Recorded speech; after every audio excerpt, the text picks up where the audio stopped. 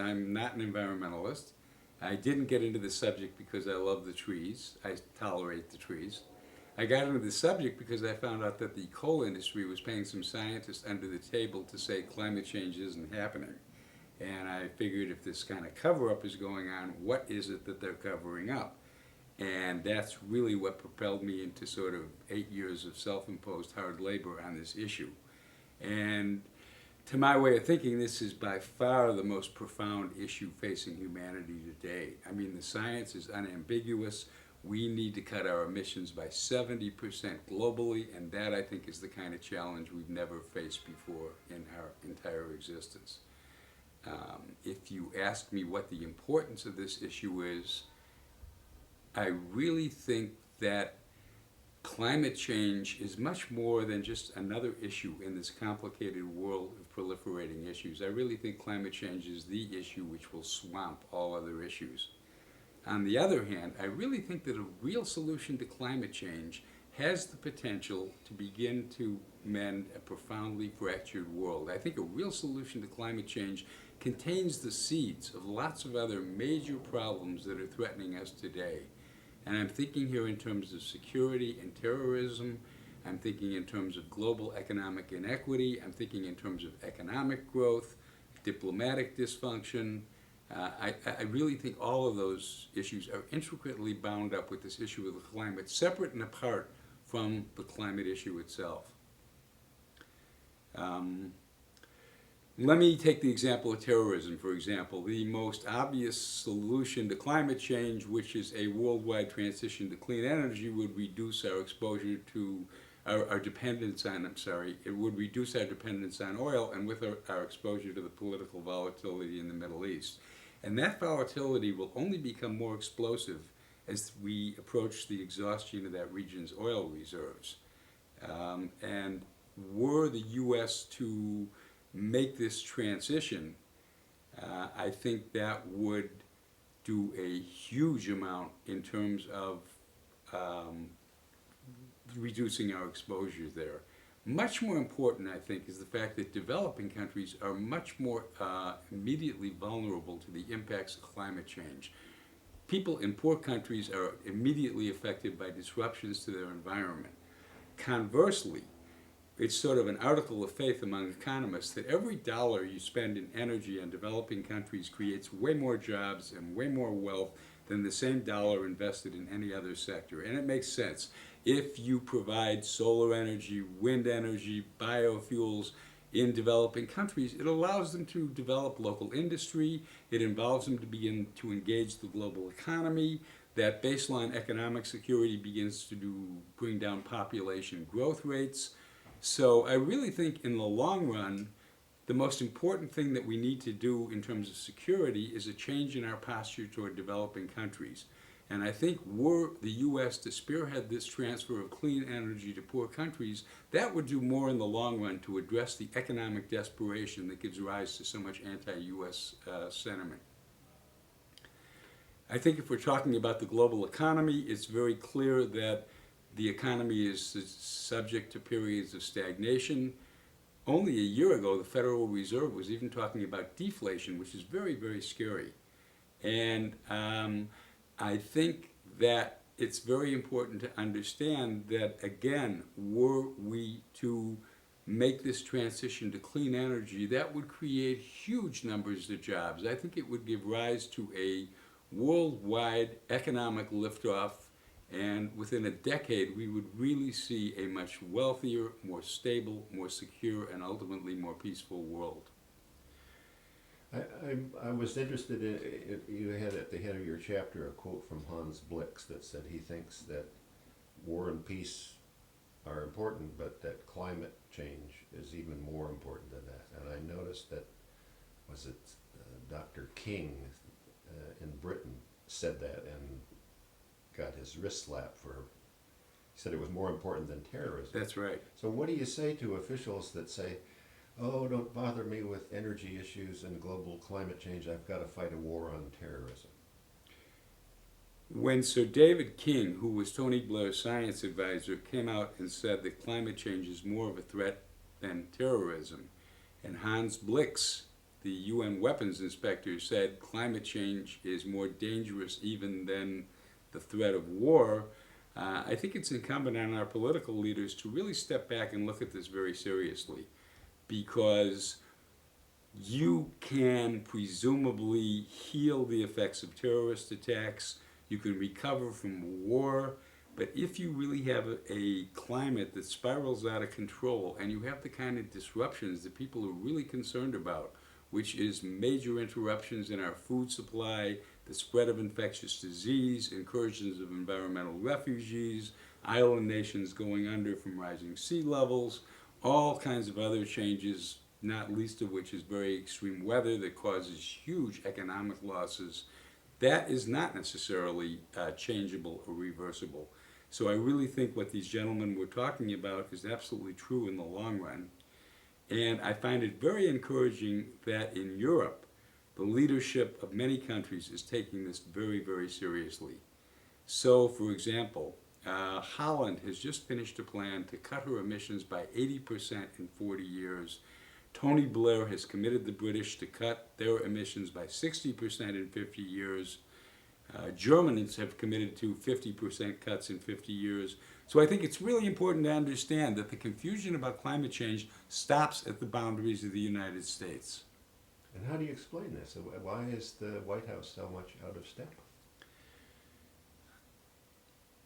I don't, and most Europeans are very perplexed by the United States' failure to address this issue, and I think that's because they don't understand the extent to which our political system has become contaminated by the influence of money, and in this specific instance, by the influence of big coal and big oil on our political process. From my point of view, especially during the George W. Bush administration, the White House has become the East Coast branch office of ExxonMobil and Peabody Coal, and climate change has become the preeminent case study in the contamination of our political system by money. And to give you a few examples, shortly after taking office, President Bush reneged on his campaign promise to cap emissions from power plants. He then released the first draft of his administration's energy plan, which is basically a fast track to climate hell. It calls for up to 1,900 new power plants. In a really Orwellian stroke, the White House ordered the EPA to remove all references to the dangers of climate change from its website. And of course, President Bush withdrew us from the Kyoto process on the grounds that it's unfair to the United States because it exempts the developing countries from the first round of cuts. At some point, the president might stumble across the fact that it was his father who approved the exemption to the developing countries, and for good reason. We in the North have created the problem. We in the North have the resources to begin to address it. We in the North need to take the first steps, and the rest of the world will come along. The real truth is, if we in the North don't get this right, we will suffer severe economic, environmental, and political damage, whether or not we impose energy restrictions on developing countries. There was a quote from one Argentine climate negotiator who said, "We are all in the same boat, and there's no way half the boat is going to sink." I think one thing that's very important to understand, again, in explaining the difference between the European countries being very proactive and a number of developing countries also doing what they can to reduce emissions, even though they're not obligated, and the indifference of the U.S. public, I really think it lies in two areas. And the first area really involves the influence of big coal and big oil. For about the last 11, 12 years, the fossil fuel lobby has mounted an extremely effective campaign of deception and disinformation, almost exclusively inside the U.S., designed to persuade the public that this issue is stuck in uncertainty.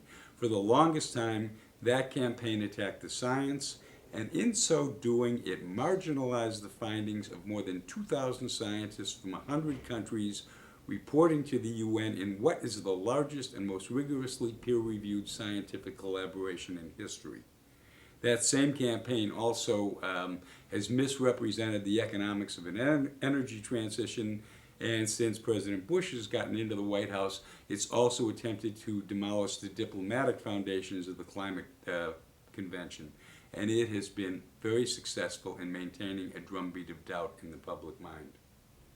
Well, I noticed that Putin just said that Russia is going to acquiesce to the Kyoto Agreement. what do you think the significance of that is? And also given the fact that even if, Kyoto was enacted today, it would be, what, 40% too little, too late? This is very exciting that President Putin in Russia has agreed to sign on to Kyoto. That means Kyoto will finally take effect. And even though the initial goals are very low, they call on the industrial countries to reduce their emissions by about 7%, when the science calls on the world to reduce emissions by 70%. Nevertheless, this Kyoto platform is essential to bring all the nations of the world together in a diplomatic framework which they can then ramp up to the appropriate levels. That's the same way we got rid of the chemicals that destroy the ozone layer through the Montreal Protocol, and I think that's a prototype for the same kind of progress that's expected in this area of climate change and carbon dioxide. I think the fact that the Kyoto Protocol will now be taking effect, that Putin has signed on, that the rest of the world will begin to move forward, I think that will trigger a lot of anti-US activity. I must tell you, when President Bush withdrew the US from the Kyoto process, it enraged the countries of Europe. It enraged many countries around the world. And even though that rage was temporarily papered over by the Coalition on Terror, it still persists. So, for example, I have heard several officials of European governments talking about a strategy to penalize the US for its failure to comply. And in particular, I heard of one very interesting strategy that 3 governments are now discussing, and that involves bringing the US to court under the World Trade Organization. And the argument they're making is this: we European countries and others who have signed the Kyoto process, we're reducing our carbon emissions by about 6-7%. The US is not. The World Trade Organization does not allow products to be subsidized.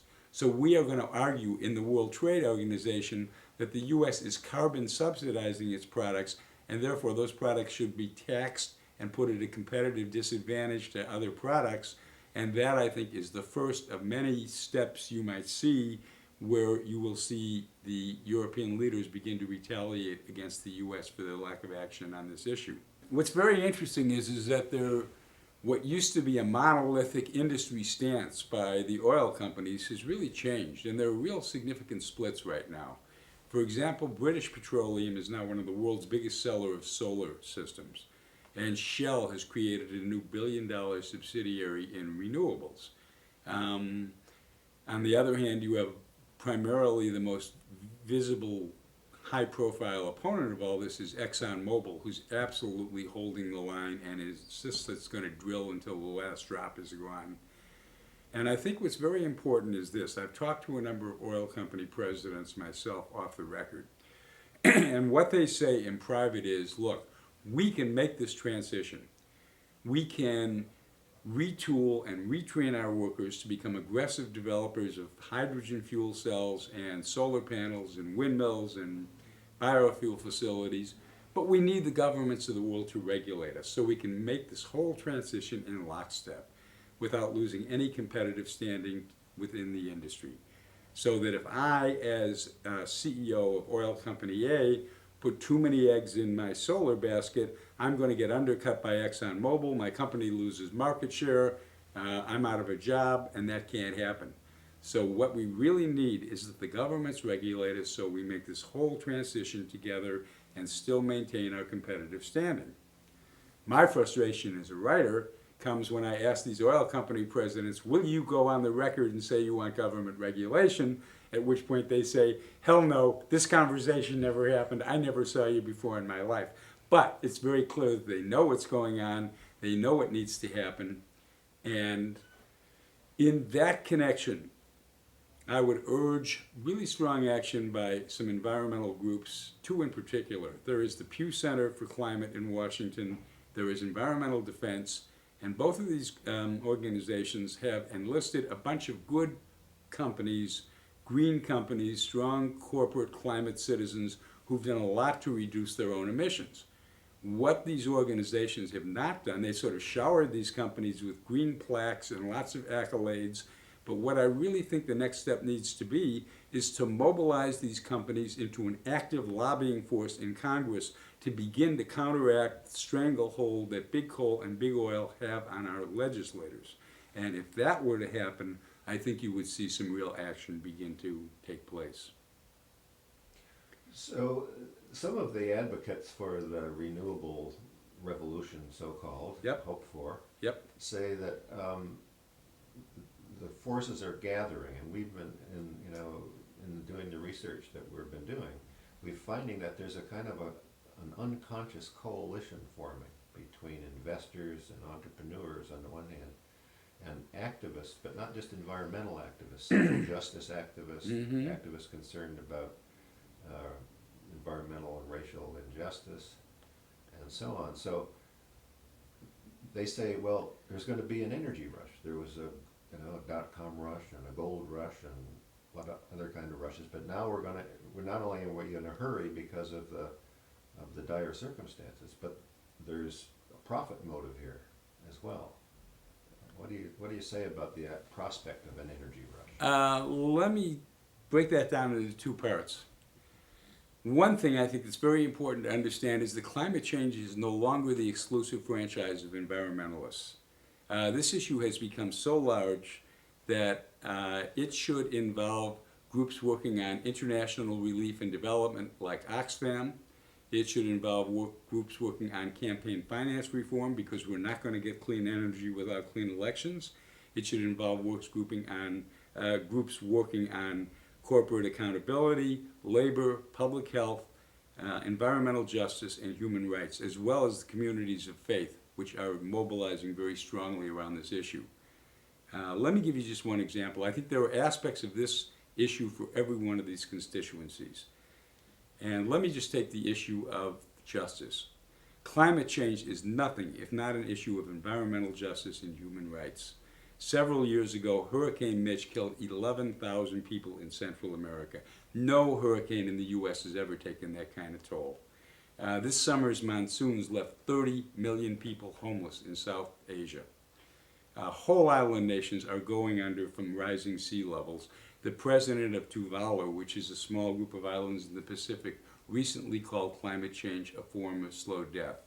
There is a connection between the impending evacuation of Tuvalu, compromised immune systems in Beijing, and the rising levels of asthma in our own inner cities. So I think it's very important for people to understand that this issue really brings together lots of constituencies. And the last one I would add to that is the community of people concerned about national security.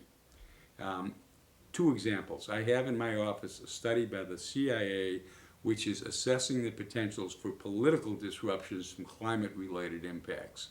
And in January of 2004, the Pentagon released a major planning scenario that detailed all kinds of mass migrations and wars and political chaos that would result from a rapid climate change event. And what's really important about that document is that it reclassifies climate change away from being an environmental problem to being a national security threat. So I think it's very important that we see this issue in all of its ramifications and all of its aspects. Obviously, one of the first manifestations of climate change involves much more extreme weather events. And we've been seeing these intense weather events increasing in frequency and intensity all over the world in the last few years. And I am talking about altered rainfall patterns, longer, more protracted droughts, more frequent heat waves, more intense storms, and the fact that we're getting much more of our rain and snow in these intense, severe downpours. Just this year, 2004, in May, one area of southern Haiti got 5 feet of rain in 36 hours. This long drought in the western U.S. that's creating so much water stress has surpassed the Dust Bowl and threatens to be the worst drought in the region in 500 years. The succession of 4 destructive hurricanes in Florida is definitely a consequence of warming surface waters. Global warming doesn't make for more hurricanes, it doesn't determine the path they take, but it definitely increases their intensity because hurricanes are fueled by the warmth from warming ocean waters. And of course, the industry that's taking it on the chin, most obviously, is the property insurers. And one finds a very, very interesting split between the property insurers in Europe and the property insurers in the United States. The insurance industry in Europe takes this stuff very, very seriously. They are extremely politically proactive. In the early rounds of the climate negotiations, the European insurers aligned themselves with that group of nations that wanted the biggest initial cuts, 20%. And those are the small island nations from Jamaica to the Philippines that are worried about going under from rising sea levels and more intense storm surges. These European insurers are always taking out full-page ads about this issue. They're doing a lot of political education. They're lobbying their governments. They're being very politically proactive. By contrast, the American insurance industry is politically silent and economically very defensive. So, for example, they are withdrawing coverage further and further inland from coastlines. They're no longer insuring known storm corridors, and they're selling off the risk to the public in the form of what's called catastrophe bonds, which is a very interesting phenomenon. These bonds are very attractive to retirees. I'm not sure what they pay now. Last time I looked, they paid 11%. But the fine print in these bonds say that if the insurance company absorbs a $1 billion loss event from a natural occurrence, you, the bondholder, lose everything. You lose your principal, not only your interest, and the U.S. has absorbed something like $40 billion loss events in the last 25 years. So the difference between the European and the American insurance industries is very striking. There are a number of sort of large-scale solutions proposals that have been advanced, and I think that since the Kyoto process is reconstituting itself, delegates will be very interested in these proposals because they clearly know that they need to ratchet up the goals very quickly. Some of the proposals advanced involve this Apollo project. There is a proposal advanced by some British folks called Contraction and Convergence. That's really designed to make sure that the impact falls equally on developing and industrial countries. It's really more concerned with equity than anything else. That's the primary goal. There is a proposal that was developed by a man named Peter Barnes called Sky Trust, which is essentially a rather sophisticated way of using emissions trading within the United States to, again, find the cheapest, most efficient ways of achieving these goals. My problem with all three of these solutions really is twofold. One, they're mostly domestic in nature. They really mostly just address the United States. And this is really a global problem. Even if we in the U.S. cut our emissions dramatically, even if all of us in the industrial world were to sit in the dark and ride bicycles, it would not stop global warming, because we have to account for India and China and Mexico and Nigeria and all the developing countries that are struggling to stay ahead of poverty. So the lack of a global nature of these solutions bothers me. And another area which they all seem to ignore is accommodating the nations of the Middle East. If we really were to get off oil in a relatively short time, that would create chaos in the Middle East. And I think any viable plan has to accommodate the countries of the Middle East. I happen to have been in Cairo about 3 years ago. While I was there, I was invited to a private discussion with the management of Shell Egypt, which is an Egyptian oil company, and I sort of gave them this long description of the climate crisis, and they said, "Great, what's in it for us?" And what I said to them was this: the central fuel of a new energy economy is hydrogen, and the clean way to make hydrogen is by putting electricity into water.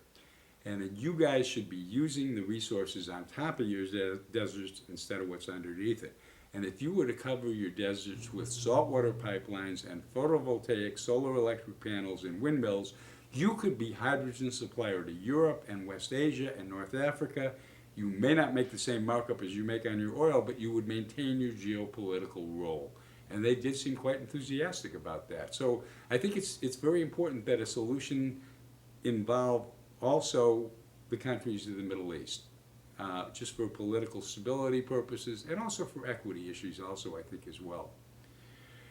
So we are proposing a set of solutions that really came out of a series of meetings with an ad hoc group of economists and energy policy people and some energy company presidents and so forth. And these solution strategies that sort of form the centerpiece of the last chapter of this book, Boiling Point, basically boil down to three. They involve changing energy subsidy policies in industrial countries. They involve creating a large fund to jumpstart renewable energy infrastructures in developing countries. And they involve a binding, mandatory regulatory process in the Kyoto framework whereby all the nations of the world would increase their fossil fuel efficiency by 5% a year. And let me just say a couple of sentences about each one of these elements.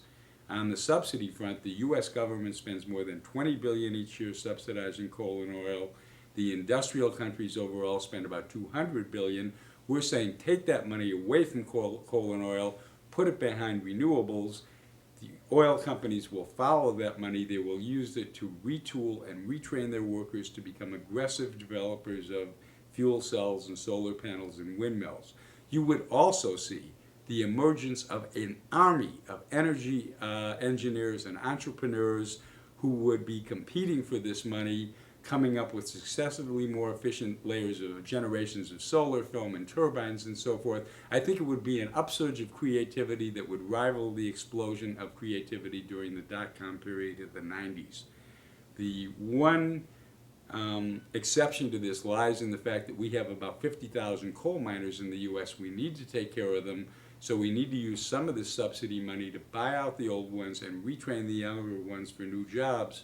But that still leaves more than enough of the subsidy money for its intended purpose. The second element of the plan involves transferring clean energy to poor countries. Virtually all poor countries would love to go solar. The most air-polluted cities in the world are in China and Bangkok, Thailand, and Santiago, Chile, and Mexico City. There is no resistance to going solar. They just can't afford it. So we're proposing a large fund. This was calculated by an energy policy think tank called the TELUS Institute, and this fund would be about $300 billion a year for 5, 6, 7 years to jumpstart renewable energy infrastructures in developing countries. One thing that's very important to note is one person who we talked to about these solutions is a former executive director of the World Bank, and he makes a very clear point. Every dollar you invest in energy in poor countries creates far more jobs and far more wealth than the same dollar invested in any other sector. So this transfer of clean energy to poor countries would allow the development of local industry and local business. It would begin to turn impoverished and dependent countries into trading partners. So it really would begin to expand the overall wealth of the global economy. And the third mechanism that we think would make this whole thing work is a regulatory mechanism in which every country, and this could and should happen, I think, within the Kyoto framework, every country would start at its own baseline right now and will increase its fossil fuel efficiency by 5% a year. What that means is every country would produce the same amount next year with 5% less fossil fuel, or it would produce 5% more with the same amount of fossil fuel. And since no economy grows at 5% for very long, emissions reductions would outpace long-term economic growth. And I think on the ground, the way this would work is, for the first few years, countries would meet this 5% simply through efficiencies, simply by getting the waste out of their current energy systems. And then when these conservation measures and efficiencies became very expensive, they'd make this 5% by using more and more renewable energy sources, all of which are 100% efficient by a fossil fuel standard, and that would begin to make the mass markets and economies of scale that would bring down their prices and make them economically competitive with coal and oil. We know that the scale has to be there. Yep. We know that the international cooperation has to be there. Right. So what role can localities and groups of localities play in this, and can Sure. Local decision making have anything to do on a large enough scale to matter? Sure, I'm happy to talk to that. Yeah. Ultimately, I think we really do need a bit of a top-down solution. But I must tell you, after spending 30 years in journalism, I very strongly believe that any real social change, to really be meaningful, has to happen at every level, from individual lifestyles to community activities to state and city regulations to national policies to international agreements. So, for example, I think it's very important that you right now have 30 states that have their state climate plans that are either being developed or already being implemented. I think there are more than 150 cities in the US and Canada that are now doing their own emissions reductions. The Tufts University Climate Initiative, that's designed to bring that university in compliance with the Kyoto standards, is now being replicated at about 400 colleges and universities around the country. And all of these activities are extremely important. I think they're more important for the amount of public awareness that they're spreading, even than the amount of emissions avoided. But what they're doing is creating the political base so that when the time comes, they really will have prepared the population for the kind of change that we need. And they're doing another thing also. All these activities that are going on all over the country at local and state and university levels are creating a very important storehouse of experience. So when the world, and in particular the US, gets ready to make this transition, we'll know from all these efforts what works and what doesn't. Also, when you see government agencies and churches and universities beginning to bulk buy green power, that really does help jumpstart the industry, and it begins to allow the industry to ratchet up to much more economies of scale and much larger levels of production. So I think that also is a very important thing that's going on. And the religious community is playing a huge role in this regard. There are all over the country these interfaith power and light groups that are basically devoted to greening their own churches. And I think that's extremely important. I also think it's important that they move this issue beyond their own facilities and make this subject much more a centerpiece of sermons and religious education and outreach as well. I think it's also particularly important at the university level because you have campus groups all over the country that are working on getting their universities to be Kyoto compliant. And I think that's extremely important, again, for public awareness because universities and colleges are the traditional seedbeds of social progress. We look to our colleges and universities for new ideas and new directions, and if students and faculty can make climate change a priority on their campuses, that message will reverberate throughout the larger society. So both on the physical level of reducing emissions and on the larger level of very necessary public awareness, I really do think that social change needs to take place at every single level.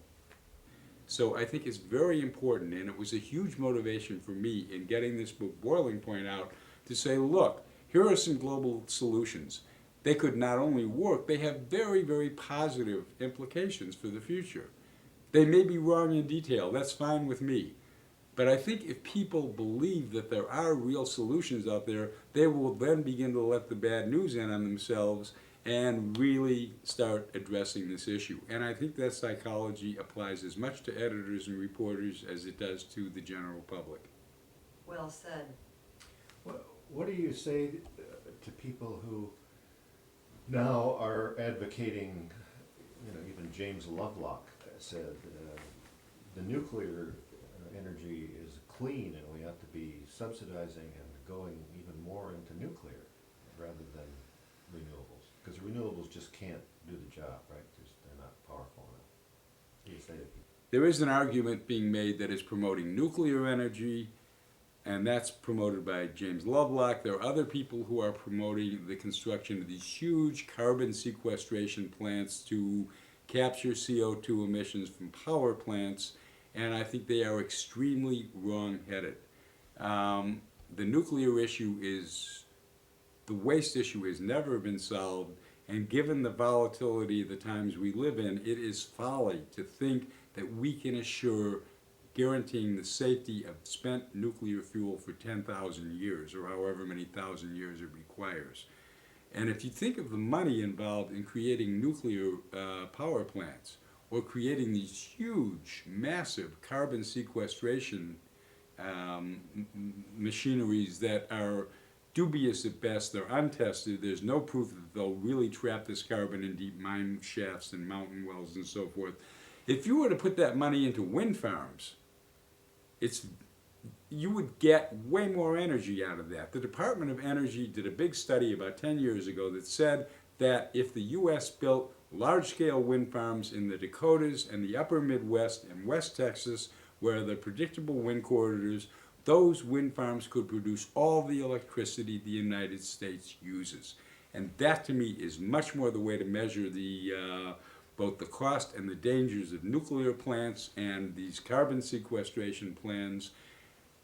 I think we really need a fundamental change in our thinking. I think rather than bullying forward and trying to geoengineer the planet, we have enough technology that can fit into the natural flows of this planet that we can make this change without really reducing our lifestyle. I think that's very important.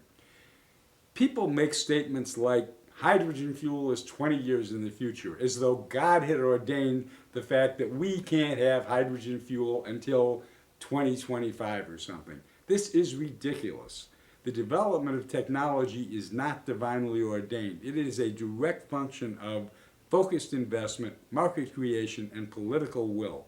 So were we, for example, to take the subsidy money, $200 billion in the industrial world, put it behind hydrogen and renewables, you would see this explosion of activity. You would see all these energy engineers and entrepreneurs come out of the woodwork, and you would see these technologies come online in a very short time. So I think it's very important to understand that this is not a fixed timeline. It's a variable, and the variable is directly related to our political will. Yeah, that's really good. I wanted to ask you to talk a bit about the pollution from transportation, those emissions. We've been talking about electricity production so far, but, you know. Yeah, okay. In terms of the overall carbon burden for the United States, it basically breaks down into three areas. 1/3 comes from electricity generation, 1/3 comes just from heating and cooling and industrial use, and 1/3 comes from transportation. And the transportation is perhaps one of the more technically difficult ones to deal with. On the other hand, we now have hybrid cars and hybrid technology that give cars 60 miles a gallon efficiencies, which immediately doubles and triples the efficiencies of conventional cars. We have hydrogen fuel cell vehicles that are now in the process of development, and what we really need to do is to promote that transition. What is ultimately needed is the kind of political will that generates legislation that forces the automakers to only sell us hybrid cars and fuel cell cars, that forces utilities to only sell us clean sources of electricity. That's what we really need from our political system. And this is an issue of getting politics out of money and putting people in charge of government and governments in charge of corporations and industries, and you will see these industries respond. And as long as these laws are predictable, industries can adapt to them, and I think if that were to happen, you would see this transition take place in a fairly rapid way.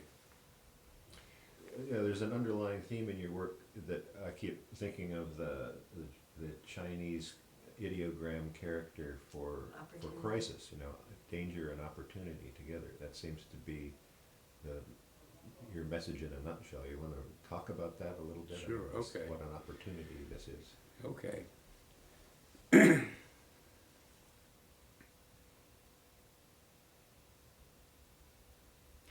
Just to talk about the climate crisis for a minute, and just to sort of summarize it, unintentionally, without meaning it, we have set in motion massive systems of this planet with huge amounts of inertia that have kept this Earth hospitable for 10,000 years. We have heated the deep oceans, we have reversed the carbon cycle by 400,000 years, we've loosed a wave of violent weather, we've altered the timing of the seasons, we're living on an increasingly narrow margin of stability. The science is unambiguous. To allow our climate to stabilize requires emissions reductions of 70% worldwide. Now, there are two ways of looking at this. You can look at this in a very defensive way and say, holy cow, this is really going to cut back on our lifestyle. Or we really need to buffer ourselves against these impacts and the rest of the world be damned because we're wealthy enough to do that, at least for a short time. Or we can see the enormous opportunity. I think nature is put us in a place where we are in a historically unique moment of transformative possibility. And were we to do the right thing, which is this global energy transition, regulated by the world's governments, I think it would yield all kinds of changes that could essentially move us from being a very splintered, combative, degraded kind of community into a global alliance against a common project that would transcend alliances and coalitions, that would bring us all together around a common task, and that would really move us forward sort of on our social evolutionary ladder. And I think it's extremely important to understand that there are real positive aspects here that are involved in this moment of transformative opportunity, which we may never have again if we don't act fairly soon. And I really think that means to begin to bring the whole world together around the common project, to begin to reduce the inequities that give rise to so much anti-US sentiment, to really begin to expand the overall wealth and security and prosperity of the whole world, and to really unite the world around a common purpose. And I think the window of opportunity for this is very short, and I think it's very important to look at the positive aspects as well as the negative ones. There comes a time in the world events when you need to seize the bull firmly by the tail and stare the situation squarely in the face. That's great. So it seems like that's what you do for a living, right? So what keeps you going? Yeah, it's not even a living. This is my retirement. I'm supposed to be playing golf in Florida right now. What keeps me going? A number of things. First of all, I can't think of a more productive use of my time in terms of the size of the challenge. So it's very fulfilling to work on this. It's also very, very depressing. There are days that I really do despair.